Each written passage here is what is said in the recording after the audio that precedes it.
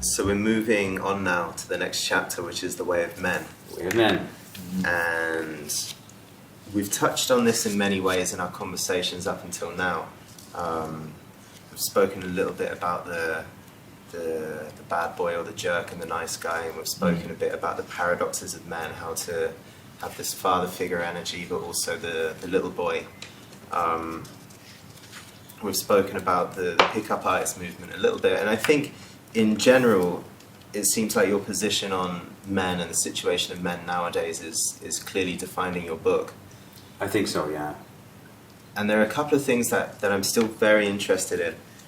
I think the key thing for me is that we've had a few different waves of feminism over the last 60, 70 years, but there hasn't been one concrete men's movement with any international weight behind it that's taking place.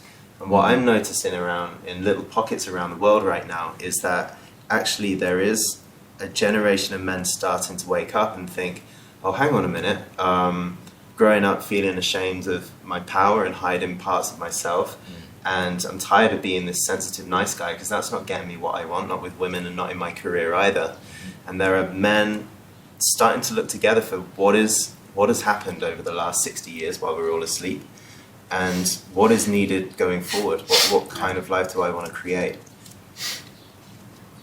And I wonder if you've got anything to say about a potential men's movement.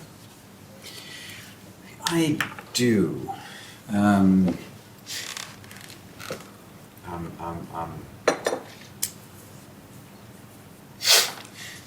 Because it's easy to go off course, and it's easy to have a reactionary men's movement. And there's pockets of reaction against, the so-called second wave feminism movement. And to try and reclaim back the power, to try and, it's a battle, right? And there is really destructive voices on both sides of the spectrum.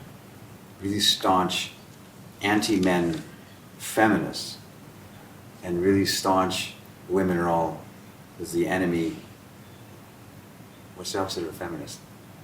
Masculinist? Misogynist? Well, not misogynist. Really? Well, there hasn't been a serious movement about it, so I guess they haven't got a... Masculinist. Masculinist. Oh, I see, yeah, like Right. the male equivalent, yeah. I was about to say something and I think a lot. So, and I said it strongly in here.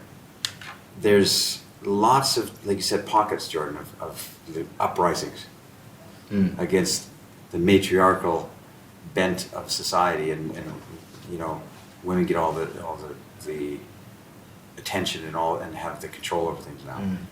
And I think it's completely misguided because they're trying to fight, and the women's side are trying to fight.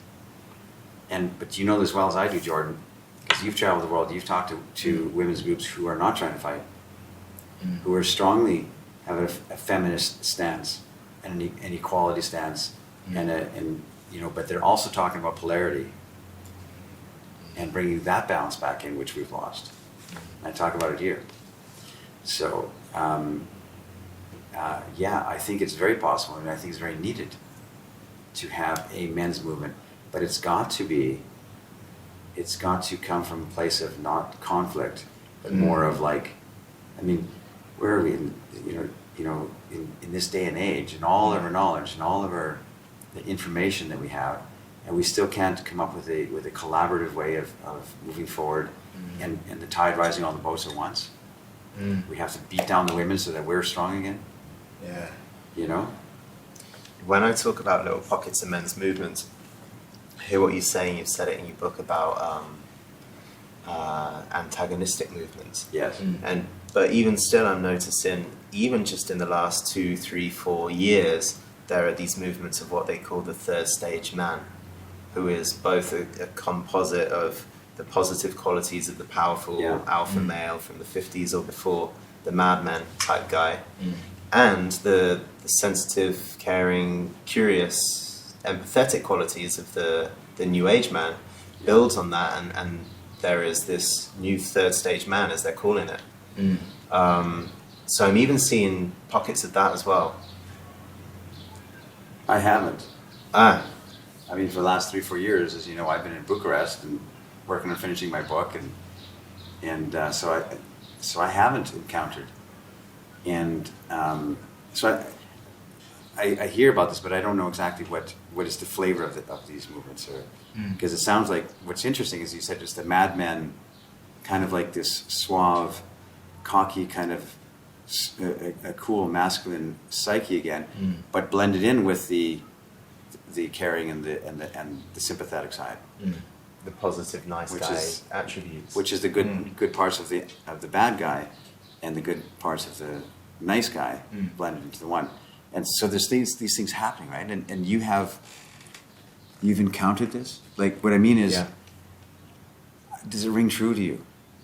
These groups that you're seeing? Yeah, you know what? I've encountered it, and it seems at the moment that as an individual guy over here with a podcast and a small community on Facebook, and he's friends with some guys in the West Coast that are doing the same thing.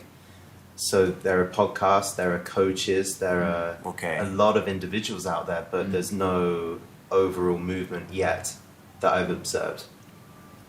Yeah, because what I have encountered, leave aside, for instance, the ones that are the fight back, take the power from women are the enemy. Yeah.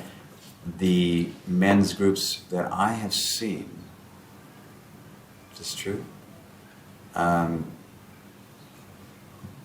have a scoundrel energy to them.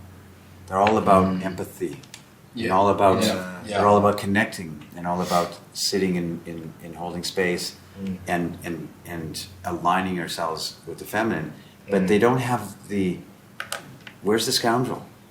Where's the mischief? And I'd be pleased if I heard that there were some men's groups that had that too. That's a great word, because the men's groups that I'm seeing are, say, like conscious man or evolved man or third stage man, which is starting to tap into the spiritual, definitely reclaiming what is masculine, like what does masculinity mean and how does that need to be. And still there feels like there's a freshness or a newness about that doesn't include fun. Okay, so it's so profound that it's all on a floating level kind of thing, as opposed to like the mischief scoundrel energy, which is us still having fun, right? I don't want to say that everyone in any of these meetings is boring and being serious about it, but it doesn't seem like that is on the list of priorities whatsoever. Wow. Yeah. It's like, this is a serious pursuit, you know, as men we've been down and out for 60 years, whatever, and I grew up with no father and didn't know how to hunt or swim in the swamp. So I wanted beaches. Yeah, and I know that there's these things out there, and they're reclaiming, like living in the forest and painting their faces and beating drums and being primal and screaming and crying and doing extreme things. I get that. So I'm curious now, like, from what I understand, feminism started as really a fight for equality. It was a fight for the vote. It started because of a society thing of injustice between the sexes. But the men's movement, and maybe why this hasn't had the same force, is it doesn't really seem like a strong event. Like, I think it seems like the women's movement was primarily about equality, and it seems like we're saying the men's movement is about authenticity, because we didn't really have a societal injustice to fight like women did. Yeah, it's still a man's world. Yeah. You know what I mean? Yeah. So we're like uprising against, you know what I'm saying? It's against like, what? Yeah. Well, yes and no. Like, in certain countries that I've been to, it feels like a man's world. I'm like, wow, look at all everything I can eat for dinner is steak, and then everywhere I can go at night is casinos and strip clubs, and it's easy for me to have girls because my money goes a long way, and women don't have that kind of independence. There are countries that feel like a man's world. Yeah. But if I think about North America, England, for example, it's not a man's world at all. It's a marketer's world or a businessman's world. Yes. It's an entrepreneur's world. Yes. Women are used, but men are highly manipulated. Yeah.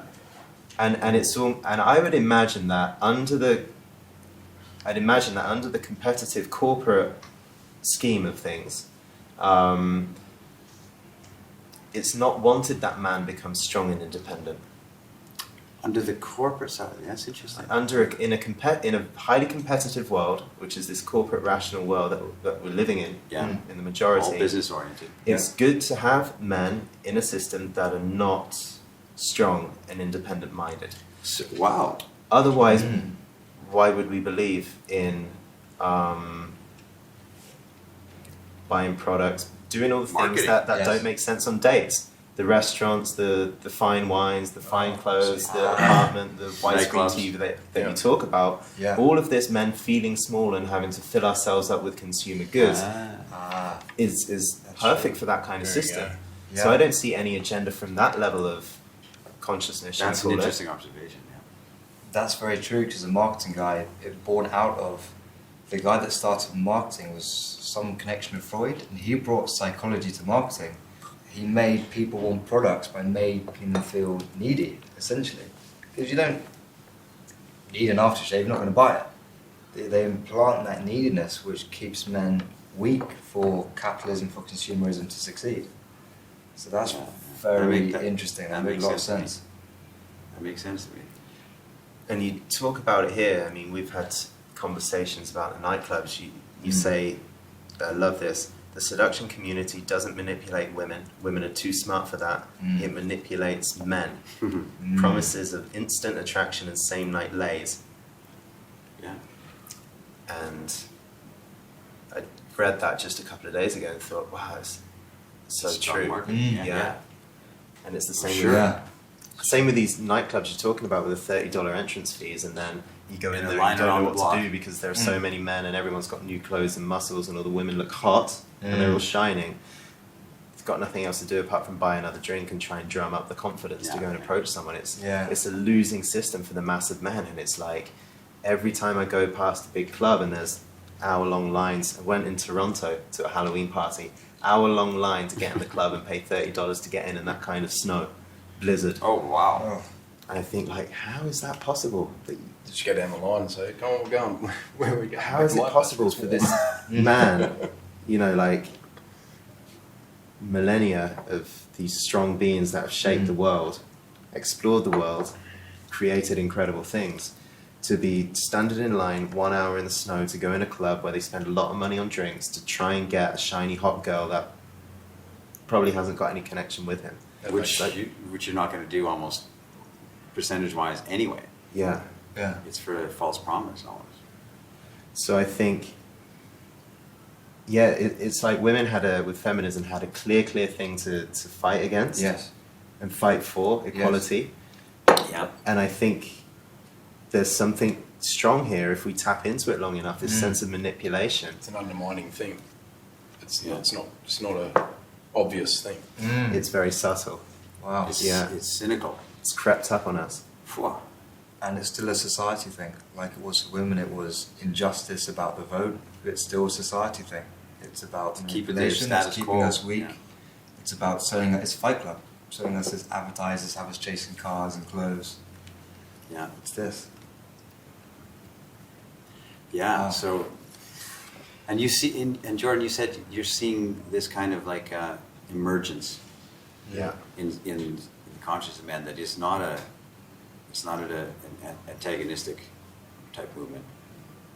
Yeah, I think broad strokes, the waves of it seem to be, first of all, when the feminist movement happened, the guys that wanted to get on that hippie drift, Right. you know, go to Yeah. India and go to California and the beaches. It was the start of this sensitive new age man. Right. You know, those beliefs have filtered down and the nice guy effect has Yeah. gone worldwide. Yes. So that was a byproduct. So yeah, I think that happened at the same time as feminism. It was like the men's solution to wanting women in their lives was to go and say, yes, we subscribe to this. Yeah. Subscribe to Yeah, your worldview. We're but feminists too. Yeah. cut off some kind of essence of themselves. Yeah. Speak in broad strokes, right? I'm sure there was a lot of foxes course. amongst the hens Yeah. the whole way through. And it seems that this latest wave is, well, we are really nice, sensitive guys, that's true, and we want to find our masculinity back. So there's like another phase of that, which is, okay, now we're going to have to, so what does David Data say? Oh, we need to have clarity of purpose. You get that whole part of the movement as Yeah. well. Yeah. And that's the part that's freshly burgeoning. The men are like, oh wow, and it's happening in the West Coast. It's happening in Yeah. Boulder more than anywhere else. Scandinavia, little Amsterdam. I mean, you look at our group. We've got a group of men around the world called the Amorati, which you guys are all members of, and we're trying to understand that our role in our conversation with women as well. But what is great about what we're doing and maybe there's other groups doing it too, is we're not losing that essence of, we're reclaiming masculinity in all the balance of respect and things that we talk about with beauty, but we're not losing the spirit of fun, of sexual delight, and of of that kind of I don't know how else to say it, scoundrel energy, which we need. We need to have that feeling of that. I think you say somewhere in one of your kind of descriptions what the Amorati's going toward is it's reclaiming the call for adventure, the rebirth of romance, and the art of seduction. Yes, And that includes the scoundrel energy. of course it does. Yeah, And it's not just about women; it's about adventure as well. Yes. Yeah. So I mean, like that. I mean, that's on the right track. I'm convinced it is. And, but we're a pocket too, right? We're this group of guys that is our guys. That's it. So far, a pocket. Yeah. Mm. So what do we do to take it international? We should make a YouTube series. We should have a conversation. We should film a conversation or something. Bad hook. I said it in here. You No. cannot have a strong men's movement to the exclusion of women. That doesn't mean women need to be in your movement. This is still it's something that men need to have, to be able to sit with their brothers, sit in brotherhood. I know it's all politically correct that, come on, that's discrimination against sex. So be it. You can own that. We still have to have a brotherhood of guys looking each other's eyes and say, we're all in this together. But you cannot have a strong men's movement that has meaning, that has value, that isn't a fight, if you don't have the balancing support and inspiration of women. Can't do it. Can't do it in isolation. I'm convinced. Is there something that you're wanting for men on a personal level?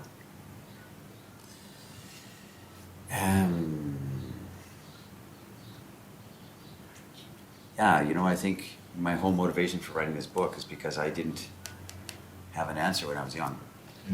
And I didn't have some kind of guidance. And I think if there was a guidance for men, if there was a roadmap that wasn't a fight against women, that also elevated women, but made them feel like we have the strength in us, and we can still be men, and we don't have to turn into, sensitive, girly men, right? We can still have that. We don't have to be like all nodding our head and careful with our words and our actions. We can still have the great spirit of our scoundrel spirit. I think if I was wanting something for men, it would be that kind of guide book or that kind of guidepost or the kind of roadmap to follow. That's a good path to follow through. Because I wish I had it. I'm very selfish when I speak about my motives. Yeah. Right? I'm trying to save the world. I'm trying to save my young self.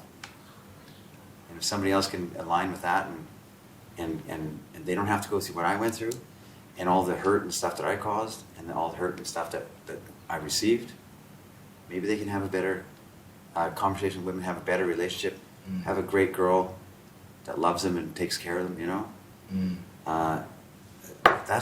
to me that's a motivation. That's my motivation for my young self to be able to say, yeah, I have that. Do you sit, like when you get up in the morning and sit on the balcony or walk around the old city and scratching your head as you do you think, what would the world look like if we had 10,000 men amongst our ranks or 1 million men who subscribe to this Yeah, I do. Yeah. way of living? Yeah. Because I want to be part of something. I want to be caught up in something that I can be proud to say to women. You know what? We're doing. You know what this 10,000 member strong group of men is doing, and the kinds of relationships that they're seeking, and what they're trying to speak to their friends and their circle and their communities, and the women that they're in relationship with. It's a good message, and you will like it. I would like that. I would like to be able to know that is rolling and going out there and it's spreading from town to town. independent of me being the guy. You know what I'm saying? I very much like to know that that's rolling out there, and they're speaking about this in Spain, and speaking about this in France, and in Canada, and different parts of the world, and there's strong guys out there that are saying, hey, let's do something different. It's not an antagonistic thing. It's a from the beginning, it's a sharing thing with women, but it's also not obsequious ass-kissing movement to women. Yeah. We're going to be on your side. I hear guys say, listen, I'm a feminist. Women have been trying to get their own voice for centuries. And now these guys, there's new age guys going, you know what, I also identify as a feminist. I'm a strong feminist. So you're going to take over that voice too. That's a woman's voice. You're going to say, oh, I'm a feminist too. You're not a feminist, you're a dude. Right? You might be softer on the edges, dude, but you're not a feminist. And to be so presumptuous as to also occupy that space too. I'll help you out, women. I'm not a feminist. I understand what the feminists are saying, and I listen and I want to know. But I'm a guy. I'm a man. So I can't lead a women's movement, for instance. I can inspire a conversation that leads into something in my small way, and your small way, and your small way, and your small way. And I talk to women's groups. I talk to women's groups about what we're doing with men. But I never sit there and instruct women, you're doing this and you should do this. Because I'm not a woman. That's going to take strong female voices that are also looking for the balance. And you know this, Jordan, because we have met some very powerful women in our time who are leaders of women's groups, thousands strong, who are trying to reclaim the great strength and beauty of the female spirit, which isn't all going into the masculine energy. And also believe in polarity. I strongly believe in polarity and what that is. Now, of course, there's all kinds of variations or all kinds of shades of gray, right? Between the black and white of masculine and feminine, right? There's all kinds of things I don't understand and going on in between there, blending. And there's also, that there's a self-identification,